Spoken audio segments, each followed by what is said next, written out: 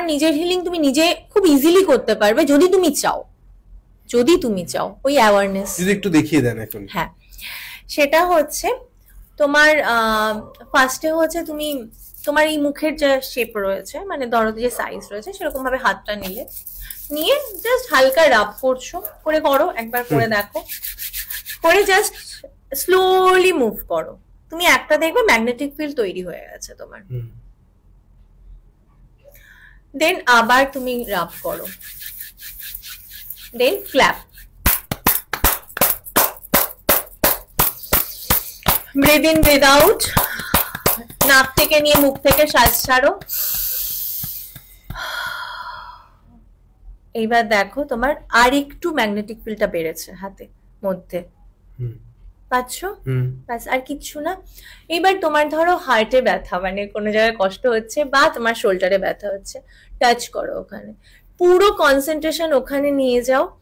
I am healing myself, I am healing myself. তোমার পুরোপুরি concentration যেখানে তোমার যদি হার্ট চক্রে কোনো অসুবিধা হয় হার্টে নিয়ে যাও। আই এম হিলিং মাইসেলফ, আমি নিজেকে হিল করছি, আমি ভালো আছি। রিল্যাক্স, মানে স্ট্র ব্রিদিং যেটাকে বলা হয়, রিল্যাক্স ব্রিদিং। তুমি 1 মিনিট করে দেখো, তোমার ভালো লাগবে। আপনি তো ফুডের ব্যাপারে বলছিলেন যে উনি নিজস্ব একটা জমি রাখেন যেখানে নিজের ফ্যামিলিরা ওটা খাবে বা ব্যবহার করবে। তাহলে ম্যাম আমাদের জন্য তো পেস্টিসাইড আছে, তাহলে সেখান থেকে কোনোভাবে কি ফ্রেশ পাওয়া যেতে পারে? হ্যাঁ, আমাদের পক্ষে তো সবসময় অর্গানিক জিনিস পাওয়াটা সম্ভব না, তো সেই ক্ষেত্রে আমরা কয়েকটা জিনিস ফলো করতে পারি। ফার্স্ট, তুমি বেকিং সোডা রাখো তোমার ঘরে, রান্নাঘরে।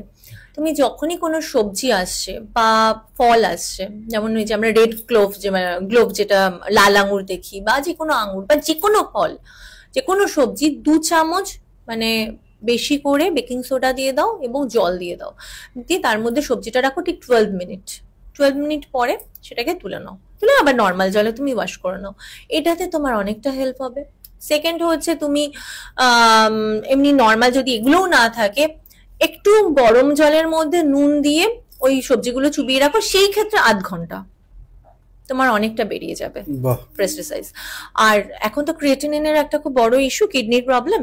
তো যদি কারুর এরকম যাদের ক্রিয়েটিনিন বেশি থাকে বা যাদের কিডনিতে কোনো অসুবিধা আছে, তাদের জন্য বলবো যে কোনো ভেজিটেবল, যেটা গ্রিন ভেজিটেবল দেখবে ম্যাক্সিমাম ক্ষেত্রেই না করা হয় তাদের খেতে, ফার্স্টে হালকা গরম করে সেই যে জলটা হচ্ছে সেটা ফেলে তারপরে সেই ভেজিটেবলটা খাওয়া বা তৈরি করা, তাহলে কিন্তু সেটা ক্রিয়েটিনিনের উপরেও এফেক্ট ফেলবে না। তো এই কয়েকটা জিনিস যদি আমরা মানতে পারি, তাহলে আমাদের যে খাবারগুলো আমরা যে বিষটা নিচ্ছি সেটা অনেকটা তার এফেক্টটা কমে যাবে।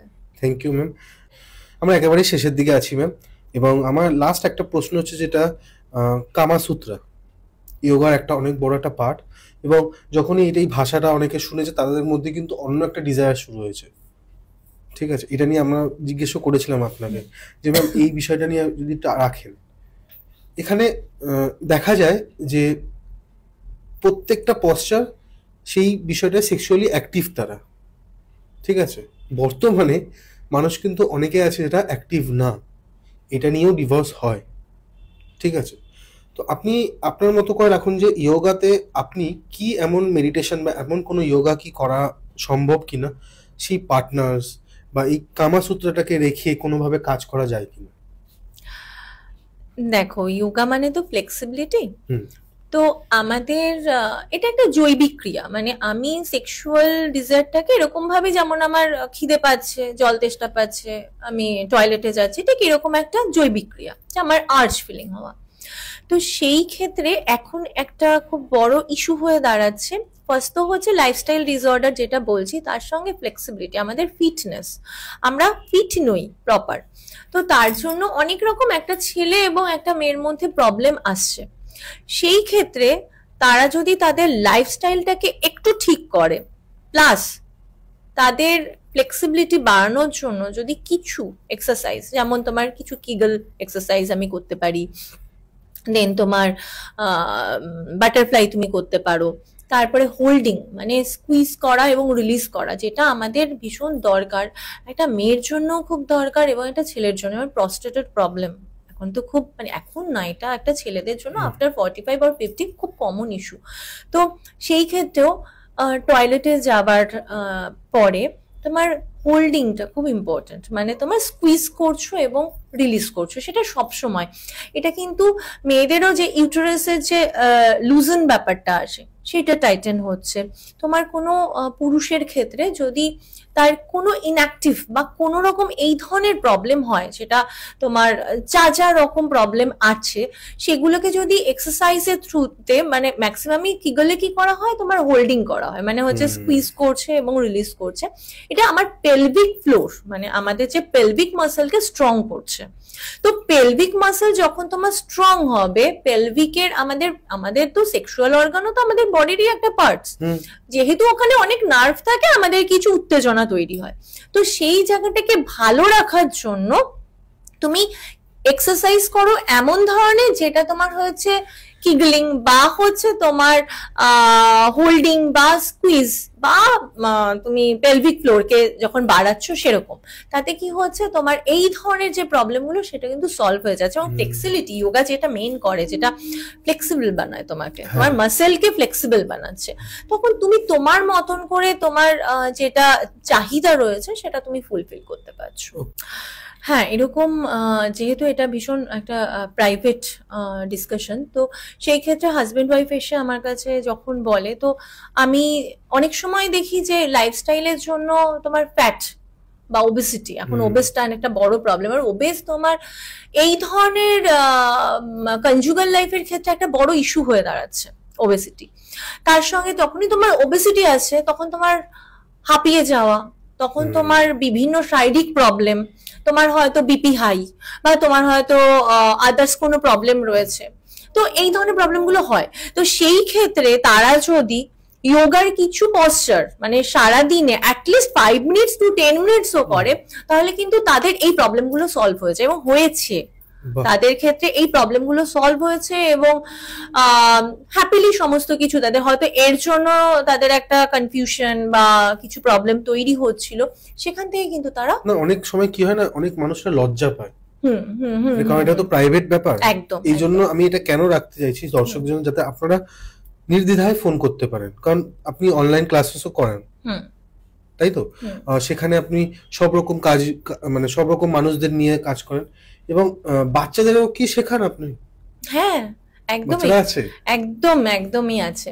এবং বাচ্চাদের তো এখন যেটা হয়ে দাঁড়িয়েছে যে ফোকাস, কনসেন্ট্রেশন নেই, প্রচন্ড কম। মানে ম্যাক্সিমাম প্যারেন্টস আমাকে ফোন করে বলছে যে আমার বাচ্চা ভীষণ দুষ্টু, ভীষণ চঞ্চল, 5 মিনিটের বেশি পড়তে চাইছে না।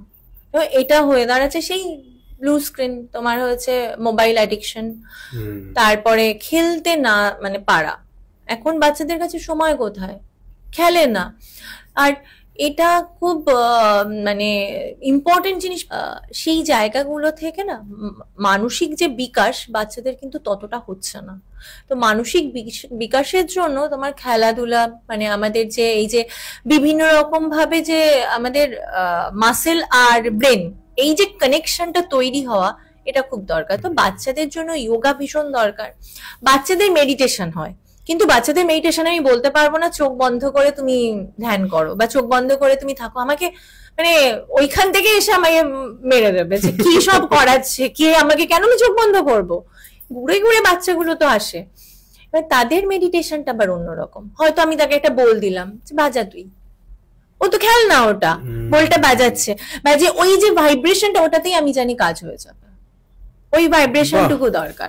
তো এইগুলো হচ্ছে সব প্রসেস, যে আমি কি করছি, কিভাবে করছি, এবং সেগুলো তোমার এগুলো অনেকদিন ধরে অনেক কিছু আছে এর মধ্যে, মানে একটা পডকাস্টে পুরোপুরি বলাটাও সম্ভব না। কিন্তু আমি এইটুকু বুঝতে পারলাম আপনার কথা, মানে যতক্ষণ আমাদের কথা হলো খুবই ভালো কথা হয়েছে, কারণ প্রথমবার আমি যোগা নিয়ে কাজ করলাম, মানে আরোর সাথে হিলিং, মানে সব রকম বিষয়। Thank you ma'am. এবং আপনার যদি কিছু কথা বলার থাকে, বাকি থেকে থাকে, দেখুন নাম্বার দেওয়াই আছে, যারা শুনে যদি মনে হবে যে ট্রাস্ট মনে হবে, নিশ্চয়ই কল করবেন। আর আপনার যদি কিছু বলার থাকে আপনি রাখতে পারেন। হ্যাঁ, আমি এটা বলবো যে আমাদের নিউরোপ্লাস্টিসিটি সেটা মানে আমাদের প্রত্যেকটা মানুষের তো এক এক রকম হয়, সেটা চেঞ্জ করা যায়। আমাদের যেমন স্ট্রেস এখন খুব বড় একটা ইস্যু, তো স্ট্রেসকে আমি রিলিফ করতে পারি বা রিলিজ করতে পারি আমি ভ্রামরি করে, প্রাণায়াম করে। জাস্ট এক জায়গায় দাঁড়িয়ে রয়েছি, আমার হয়তো এমন ট্রেডমিল নেই ঘরে, যোগা করার মতন অবস্থা নেই, এক জায়গায় তুমি 500 স্টেপ হাঁটো, একটা জায়গায় জাস্ট ডান পা বা পা করে একদম হাঁটো, যেমন হাঁটে ওরকম একটা জায়গাতেই দাঁড়িয়ে হাঁটো। তোমার এই যে কিছু কিছু জিনিস আছে সেগুলোতে কিন্তু তোমার হেল্প হবে। কিছু চ্যান্টিং রয়েছে, তুমি ওম চ্যান্ট করো। তোমার যখনই ভীষণ ভালো লাগছে না, ফিল হচ্ছে যে আমার মুড অফ লাগছে, তুমি ওম চ্যান্ট করো। ওম চ্যান্টটা খুব কাজের। তোমাকে কিছু মুদ্রা রয়েছে, সব কিছুতে এরকম ভাবে হয় না, তো বেশ কিছু মুদ্রা, যে মুদ্রাকে আমার কিন্তু ফ্যাট লুজেও হেল্প করে কিছু মুদ্রা। চুলের গ্রোথ, স্কিনের জন্য ভালো।